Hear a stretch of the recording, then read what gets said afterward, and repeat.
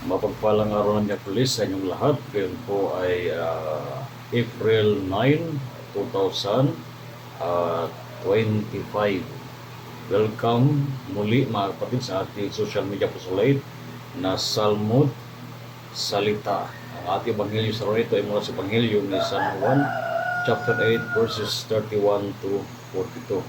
Sabi ni Kristo sa ebanghelyo, "If you remain in my word, you will truly be my disciples, and you will know the truth, and the truth will set you free." If you remain in my word.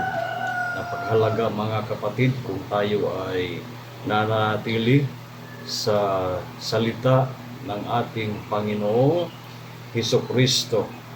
Ito ay isang pagpapatunay na tayo ay kanyang mga alagad. At bilang mga alagad na nanatili sa kanyang salita, tayo ay dadalhin ito sa tunay na kalayaan mula sa kasalanan. The truth will set you free. Ano nga ba ang naghatid sa atin tungo sa pagiging alipin ay walang iba kundi ang kasalanan. Ang isang alipin ay walang kalayaan. Hindi niya matatamo ang kaganapan ng buhay na nais ni Kristo ibigay o ipagkaloob sa Kanya.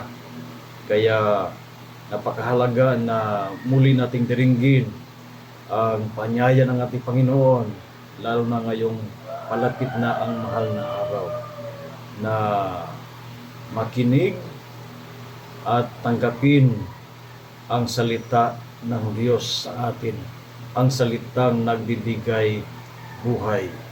Ating hayaan na maging gabay at tulungan tayo na lumago bilang mga mananampalataya ni Kristo.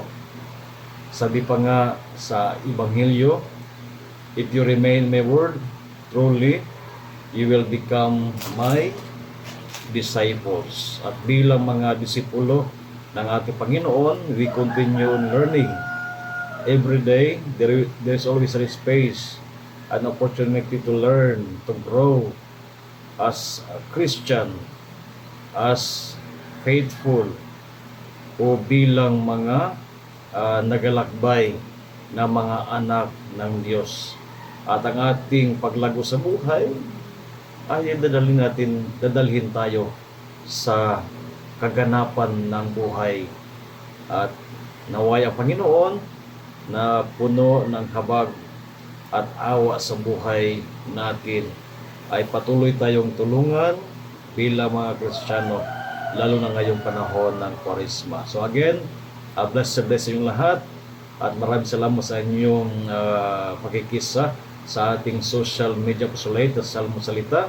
At muli ay iniyaw kayo na maging kabahagi nito sa pamamagitan ninyong pagbahagi ng ating mga Salmod Salita videos sa inyong mga kaibigan sa social media.